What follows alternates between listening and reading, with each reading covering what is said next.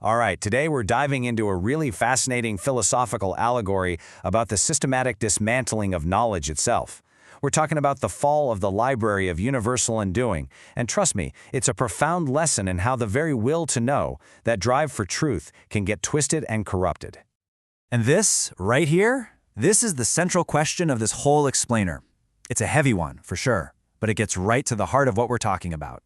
See, this isn't about simple ignorance or just not knowing things. It's about an active, catastrophic unraveling of reality itself. So really let that sink in and keep it in the back of your mind as we go.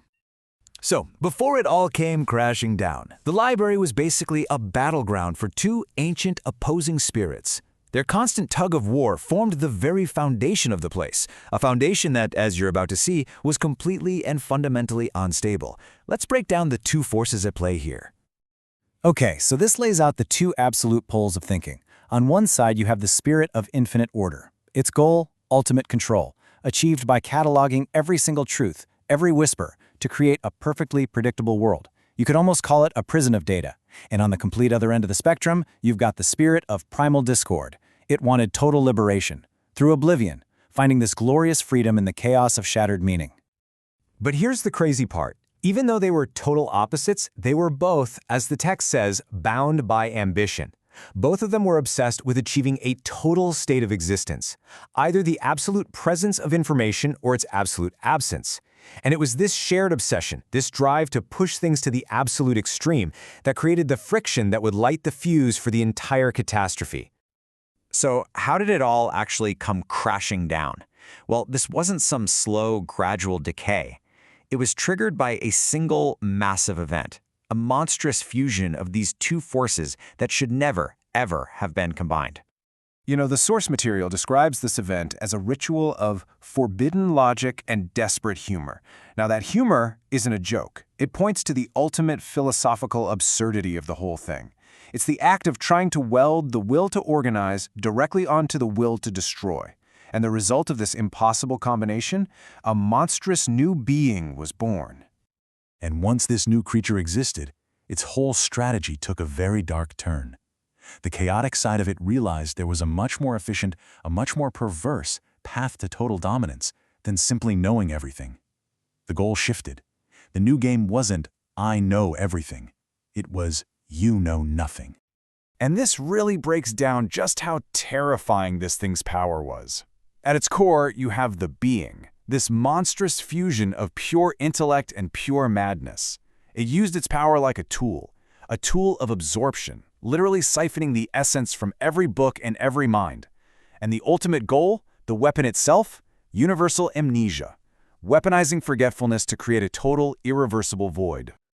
Now, this strategy of weaponized amnesia didn't just happen overnight. No, it was a methodical, step-by-step breakdown of reality itself, a process that slowly but surely built towards a complete intellectual collapse.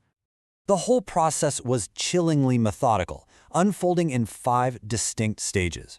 It started with the external world, books just going blank. Then the decay moved inward, hollowing out the minds of the scholars themselves, until even basic skills like reading just became a lost art. And this internal collapse was mirrored on the outside, as the library's very structure crumbled, leaving only the noise of a population that had literally lost the ability to think. And what this progression shows us is a pretty grim lesson, right? When the external records of a civilization, the books, the art, the history, are wiped away, the internal architecture of the mind simply cannot survive on its own. It's an inevitable collapse. Now, to truly get a handle on the aftermath, we can't just say everything was gone. We actually need a more precise vocabulary to describe the specific kind of intellectual devastation that was left behind. First up is cognitive vacuity. And this isn't just regular forgetfulness. This is the state of having the form of a thinker, a mind, a brain, but with absolutely no capacity for thought left inside. An empty vessel, just like the slide says. Truly horrifying. Next, we have the rune of reason. And this is such a fascinatingly dark concept. It's the philosophical rubble left behind, where fractured little pieces of logic don't bring any clarity.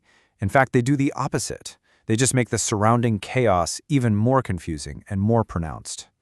And finally, Incoherent babbling. You can think of this as the soundtrack to the collapse. It's the auditory proof that society has lost its foundation.